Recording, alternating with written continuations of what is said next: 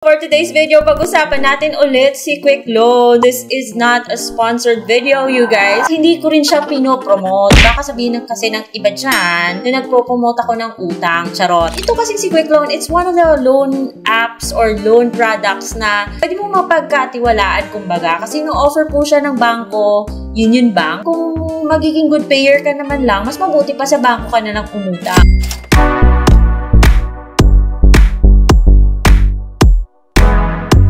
Masaya ako dito sa Quick Loan kasi guys, mababa lang yung interest niya at ino-offer siya in terms ni Union Bank. So, hindi siya pa 7 days, yung ganun. Online yung pag-apply nito, pero ino-offer siya syempre doon sa merong account sa Union Bank. Now, if you wanna see kung paano mag-create ng account sa Union Bank, guys, you can go to this video right here or you can find the link in the description box below. So, yung video na to ay para naman daw sa mga hindi nakatanggap ng invite code, hindi nakatanggap ng invitation or pre-approval sa Union Bank, pwede pa rin naman kayo mag-apply ng Quick Loan dun sa website ni Union Bank. Provided, para mas mataas yung chance na ma-approve kayo, syempre maganda rin yung credit history nyo, guys. So, hindi patong-patong yung mga utang nyo. So, para mag-apply, of course, dapat meron kayong account sa Union Bank. Maganda na may laman yung Union Bank mo. Meron tayo kasi isang viewer na nag-share na nag-open ako nung January.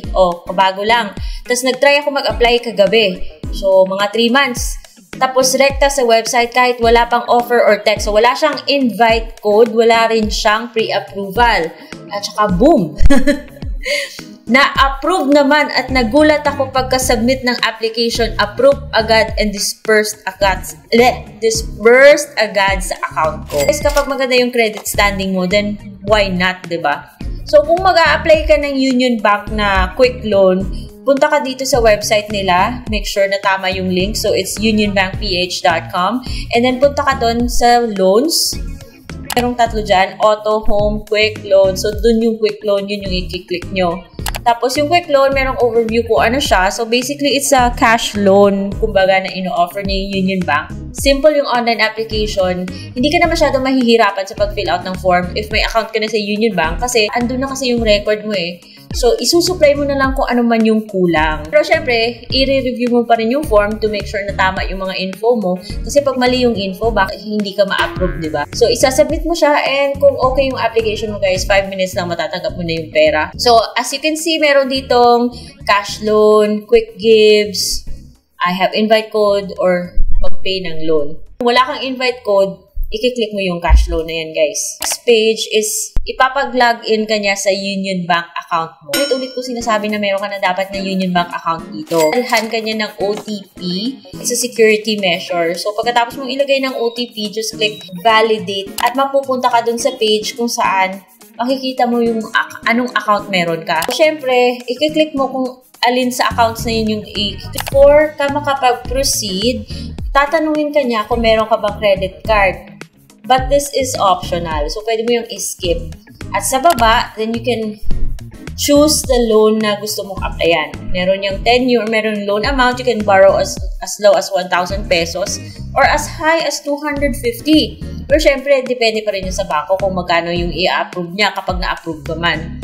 And then sa baba, magka-captcha ka and then click continue. Dahil may account ka na kay Union Bank, andun na sa bank, so, hihingin niya na lang yung mga kung anong kulang. For example, ito is yung proof of income. Now, take note na sa pag-submit ng proof of income, tatanggapin niya lang yung files na yung JPEG, PNG, JPG, yung mga ganong file. Kung yung format ng file mo is hindi po ganyan, yun, mag-i-error po siya. Also, make sure na lang na yung file name wala pong spaces. So, pwede mo rin naman palitan yung file name ng picture na yan sa cellphone nyo. Pero syempre, hindi po to tech tutorial, so paki-google na lang kung paano. Pagkatapos yan, i-click mo lang yung I hereby certify, blah blah blah, at saka yung next. Kung ano man yung kakailanganin ni bank, lalabas naman yan dyan eh. Typically, yung mga basic na information is andun na when you created your account with Union Bank. Importante po na meron po tayong TIN. It is not optional. Kailangan magbigay po ng TIN. Somewhere sa application process, lalabas po yung terms and conditions, yung authority to deduct because Union Bank yung nagpo-provide. So, pag na-approve ka, yung pera ay mapupunta dun sa account na ginamit mo, na kinlik mo sa start. Yun yung account na, kumbaga, nilink mo sa application mo. So, dun siya mapupunta kapag ma-release na yung na-approve na loan sa'yo. And then, sa pagbayad, guys, auto-debit po siya. Although, meron naman a bank transfer, other modes of payment available. Pero yung pinakamadali is yung auto-debit.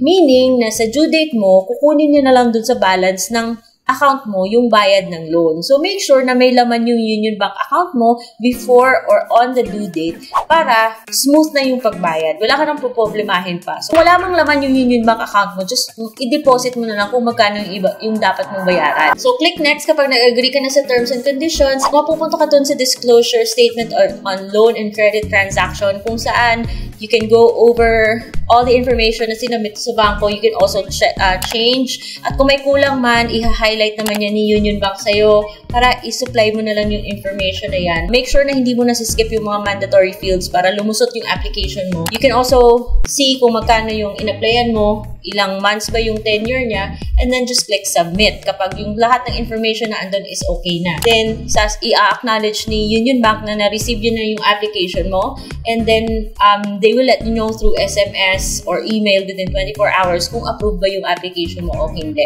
Mabilis lang siya, guys. Kung approve ka, kaagad mo siyang matatanggap. Mga 5 minutes lang. Kung hindi ka naman approve, yun, ipapaalam niya rin sa'yo kung hindi ka approve. Iti-text ka niya or i-email ka niya. Quick Loan is not like other loan apps na pagbayad mo, kaagad-agad kang makaka-loan. Makaka-apply ka kaagad. Or pagbayad mo, hindi siya tulad ng ibang apps na automatic mag-i-increase yung pwede mong hiramin. Yung banko kasi meron po siyang fina-follow na parameters. Doon na mini-measure kung magkano ba yung pwedeng ipahiram sa'yo. Kung papahiramin ka ba ngayon o hindi. Mas maganda kapag merong invite code or merong pre-approval kasi mas mataas talaga yung chance na ma-approve ka kapag meron kang pre-approval or invite code. Kung wala naman, tulad ng viewer natin kanina na nag-comment, pwede ka rin mag-apply on your own dun sa website. Now, just make sure na stable po yung internet connection mo. Otherwise, mag-i-error po siya. Tapos sa pag-submit naman ng ID, mag-i-error din siya kung hindi tama yung file format or yung file name. Kasi yung file name, mas maganda na isang word lang yung file name tsaka walang space or special character. So yun si Quick Loan, guys. If approved kayo, then why not, diba? Kung meron man ako nakalimutan, guys, just put it in the comment section below. And kung meron kayong gustong idagdag, put it in the comment section below as well. And thank you so much for watching, and I will see you on my next vlog. Bye!